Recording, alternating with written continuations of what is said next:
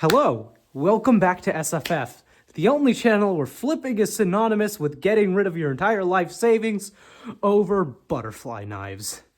Now, welcome back to another video today. It's a bit unprompted, a little bit unscheduled, but since we're starting, I would like to give you a rundown of my collection. We have 7 members as of this very moment. I am 1080 Flips on Instagram, and I'm Udov1080 on YouTube. I don't do flipping stuff on my YouTube, but I do on Instagram. But from that, I have gained a pretty substantial amount of knives, I would say. Some of them were made, I got with really, really dumb trades, but most of them I got for free, basically. And we're going to get to that story in a very quick second. Now, before we start anything, I want to start with my actual first...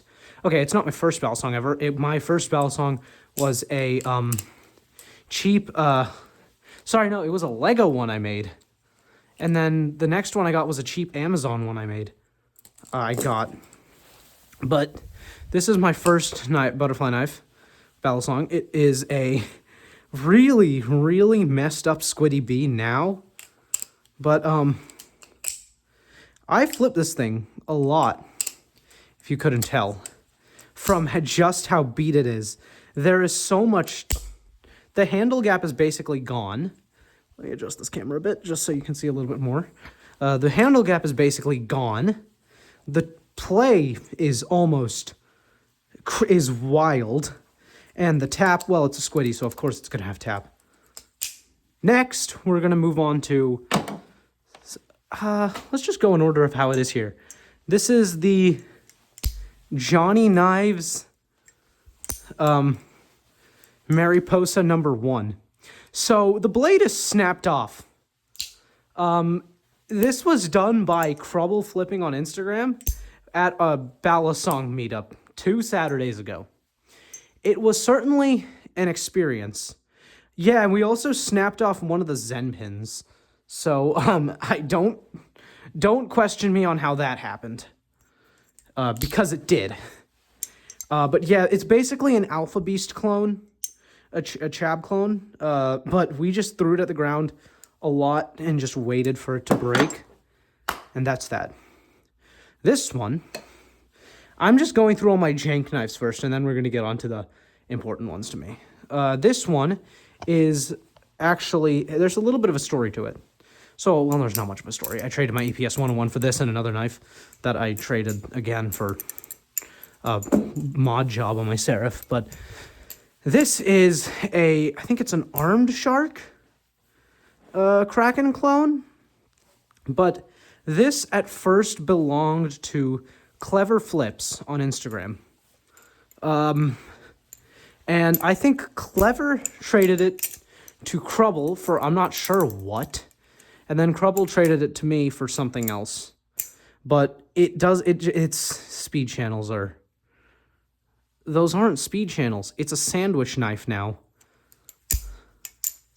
But yeah, yeah, it's certainly special. It is certainly special. All right, and let's... Next. Yeah, but this is certainly... I still don't know what to think about it. Next, we're going to start from the bottom and go up. Now, most of the stuff you see here, save this one and this one, was given to me for free by someone on Will's Discord.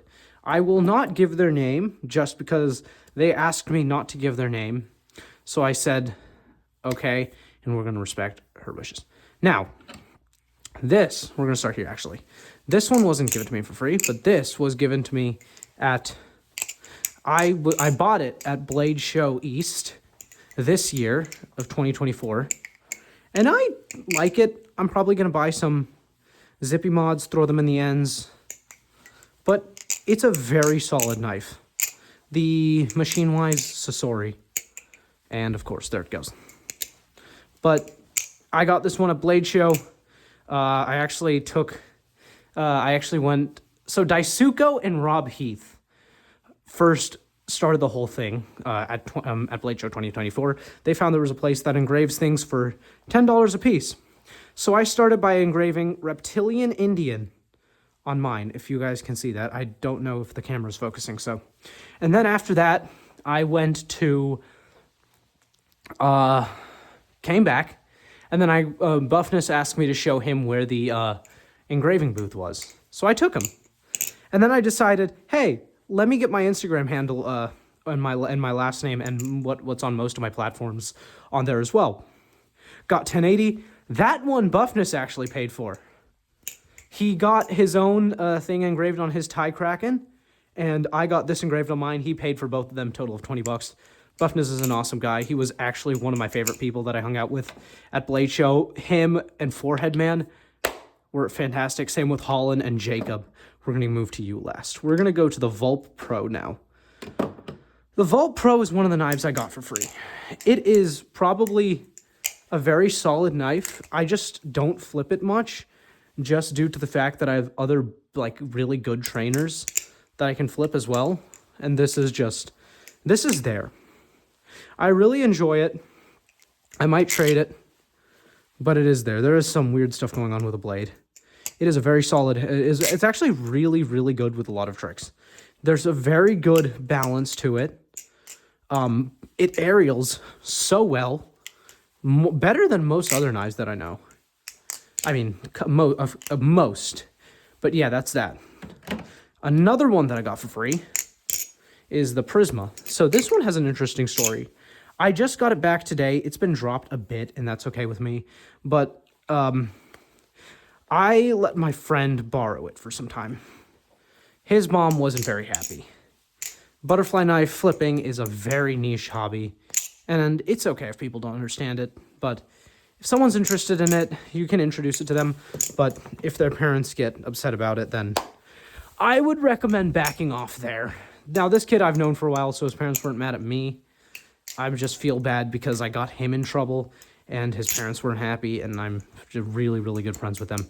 But yep, that's the Prisma Pro.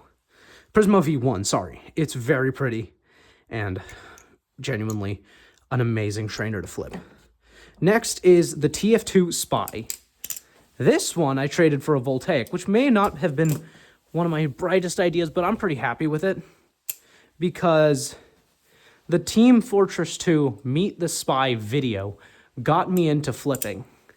And I think if it wasn't for that, if it wasn't for one of my best friends who started ranting about TF2 and talking about it to me, I don't think I would have ever gotten into this wonderful hobby. And I'm actually really thankful to my friend who got me into flipping for showing me that the Spy video. He didn't get me, and he doesn't even flip.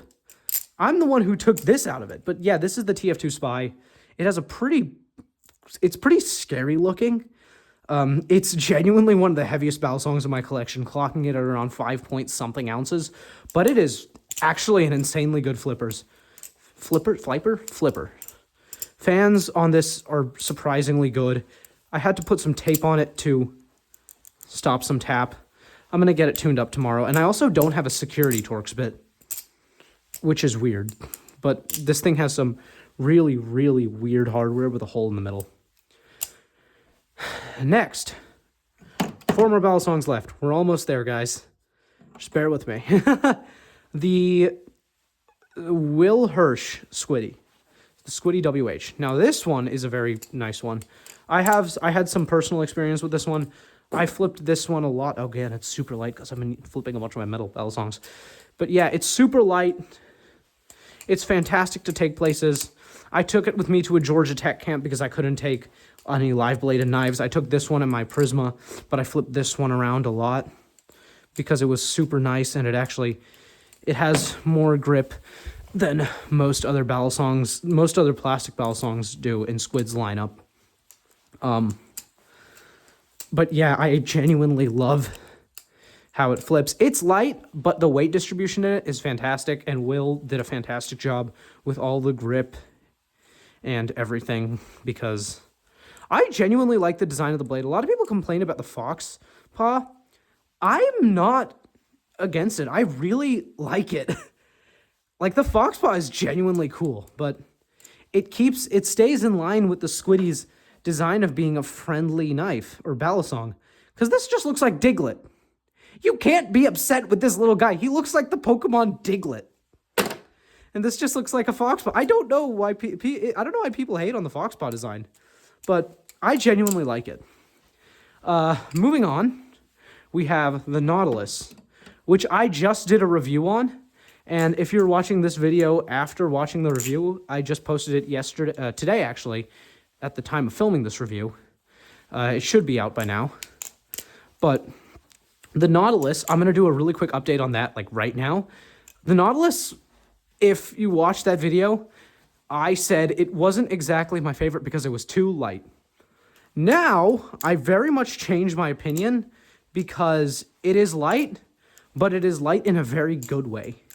It flips fantastically. It is one of my favorite knives to flip now. It is actually one of my favorite flippers in my collection. It's genuinely a great knife all around. I'm thinking about dyeing these G10 parts. I might do something like that. Maybe make a video on it. Steal Camaro EEs and other people's idea. Lastly, this boy.